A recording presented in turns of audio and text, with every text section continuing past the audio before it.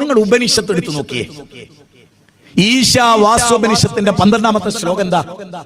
അന്തം തമഹ പ്രവിശന്തിയേ സംപൂജ്യമുപാസതേ തദോ ഭൂയ ഇവദേ ഇഹ സംബുദ്ധ്യാമൃതഃ.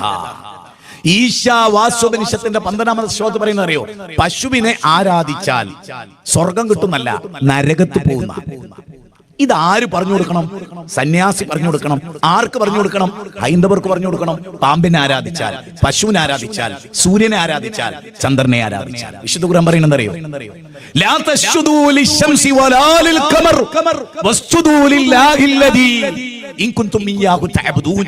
സൂര്യനെ നിങ്ങൾ സുജൂദ് ചെയ്യരുത്, ചന്ദ്രനെ നിങ്ങൾ ആരാധിക്കരുത്.